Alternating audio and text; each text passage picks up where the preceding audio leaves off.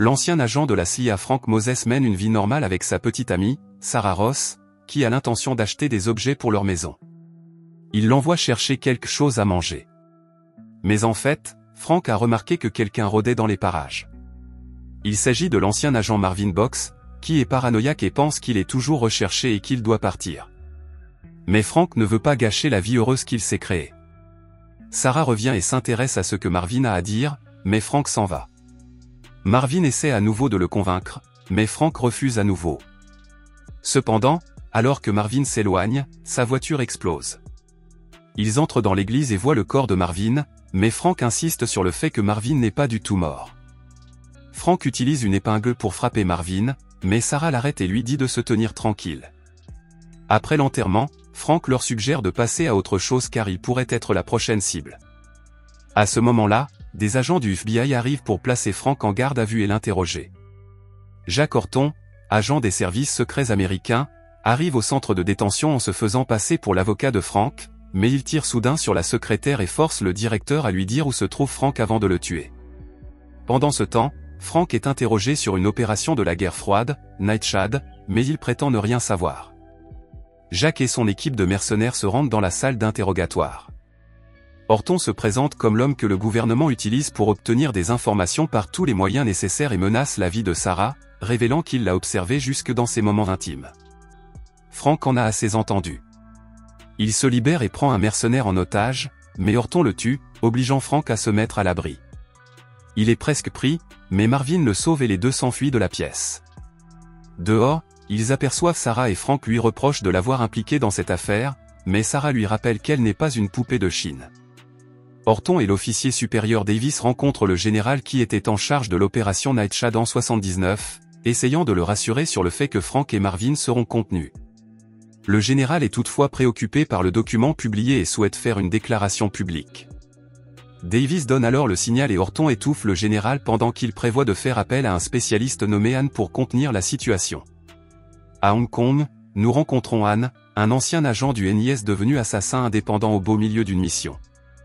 À son insu, Fernandez a engagé Anne, qui tue son client avec un origami en papier. Anne reçoit un appel téléphonique de Horton et découvre qu'il s'agit de son vieux rival, Frank Moses. Frank et Sarah regardent Marvin interroger l'agent des services secrets. Ce dernier explique que l'opération Nightshade est le fruit de l'imagination d'un général américain véreux qui a fait passer en contrebande un engin nucléaire à Moscou afin de pouvoir frapper en premier, mais qu'il l'a perdu. Le scientifique qui a créé la bombe Nightshade est Edward Bellet. Frank reçoit un appel téléphonique de Victoria, qui lui révèle que le Missis lui a ordonné de le tuer parce qu'il est un terroriste nucléaire et que les Américains ont également demandé à Anne de le tuer. Frank annonce la nouvelle aux deux hommes et Marvin pense qu'envoyer Anne à leur poursuite va trop loin. Anne est dans son jet privé à destination des États-Unis et apprend que son équipe a retrouvé Frank. Il atterrit immédiatement et arrive dans une chambre d'hôtel pour commencer à chasser Frank, mais découvre bientôt que son jet a été volé à l'aéroport par Frank. Les trois hommes arrivent à Paris, mais lorsqu'ils arrivent à l'hôtel, ils sont entourés d'hommes dirigés par l'agent secret russe Kadia Petrakovich, l'ancien amant de Frank. Kadia les conduit dans une autre pièce où elle leur révèle qu'elle enquête également sur la fuite Nightshade et les menace de les livrer au gouvernement américain s'ils ne coopèrent pas avec les Russes qui enquêtent sur Nightshade. Pendant ce temps, Horton apprend de Davis que Frank chasse la grenouille. Kadia, Frank et Sarah sont assis à l'extérieur d'un restaurant où la grenouille est en train de dîner. À l'intérieur du restaurant, la grenouille rencontre des clients lorsque Frank et Sarah entrent. Sarah ne parvient pas à garder son calme et finit par entrer en contact visuel avec la grenouille, qui lui lance un couteau avant de tirer sur le restaurant. La grenouille s'échappe et vole un vélo avant que Frank ne puisse l'atteindre. Mais la grenouille refuse de parler car elle n'a pas confiance en ce qu'ils vont faire d'elle. Kadia décide de la torturer pour obtenir des informations, mais Sarah leur crie d'arrêter. Elle commence alors à tromper la grenouille et à la séduire, ce qui semble étonnamment fonctionner et elle lui remet la clé du coffre-fort. Ils se rendent à la banque où Kadia a été placée en garde à vue après que Marvin lui a remis une clé appartenant à une cellule terroriste. Ils fouillent le coffre-fort où ils trouvent un rapport du Missis sur Nightshade, qui révèle que la personne qui a posé la bombe a été emprisonnée. Le trio se rend en Angleterre et roule sur une route lorsque Victoria les intercepte avec un fusil de sniper. Au lieu de les tuer, Victoria les aide à simuler leur mort, ce qui devrait leur permettre de gagner 24 heures. Pendant ce temps, Horton réduit la grenouille en bouillie mais dit à Davis qu'il a dû prendre du poison ou quelque chose comme ça, en promettant de rester sur les traces de Frank. Victoria rejoint le groupe et tous deux arpentent la prison où sont détenus les faux criminels. Ils localisent la chambre du prisonnier de Nightshade, qui s'avère être le docteur Bailey, devenu hyperactif à cause des médicaments qu'on lui a administrés. Ils l'interrogent sur Nightshade, mais il est inutile dans son état. Alors que Frank s'échappe avec Bailey, Marvin emmène Frank et Bailey sur une base aérienne russe, où ils sont encerclés par des soldats. Les soldats sont sous le commandement d'Ivan Simov, un ancien général russe et un vieil ami de Frank. Frank emmène Bailey dans la planque de Marvin. Sarah interroge à nouveau Bailey sur Nightshade et, cette fois, il lui répond par l'affirmative. Après leur avoir fait faire le tour de la ville pendant des heures, Bailey les conduit finalement au Kremlin, leur révélant que c'est l'endroit où personne ne s'attendrait à aller. Il les conduit ensuite à une entrée secrète du Kremlin par les toilettes d'un Papa John's. Bailey et l'équipe se rendent au sous-sol du Kremlin et se déguisent en soldats. Pendant ce temps, Kadia est prévenue de l'arrivée de Frank à Moscou. Les garçons laissent Sarah garder la pièce dans laquelle ils se sont introduits. Bailey conduit Frank et Marvin dans une pièce secrète où il leur montre l'arme à mercure rouge, totalement indétectable et sans retomber. Kadia les tient en joue, mais Frank lui dit que personne ne doit mettre la main sur l'arme et la convainc de se joindre à eux. Ils s'échappent du Papa John's avec Nightshade et font exploser le tunnel pour brouiller les pistes. Ils fêtent leur succès lorsque Frank reçoit un appel de Victoria, qui lui révèle que Bailey a été enfermé parce qu'il veut faire exploser l'arme. Frank se retourne et voit Bailey qui le tient en joue, confirmant que tout ce que Victoria a dit est vrai car il déteste la Russie. Bailey désarme tout le monde et révèle que c'est lui qui a divulgué le document de Nightshade, mais c'est Frank qui a trouvé Nightshade et l'a emmené loin du Kremlin. Il fait alors un signe et Horton et ses hommes entrent dans la pièce parce qu'ils ont un accord avec Bailey et prennent Nightshade. Bailey tire mortellement sur Kadia et s'en va, tandis que les soldats russes les encerclent. Horton et Bailey arrivent sur une base aérienne américaine, mais Horton les double et prévoit de l'enfermer et de l'interroger pour le reste de sa vie. Frank, Marvin et Sarah sont sur le point d'être exécutés pour la mort de Kadia et Marvin est heureux que ce ne soit pas Anne. Alors que les soldats s'apprêtent à tirer, des coups de feu retentissent.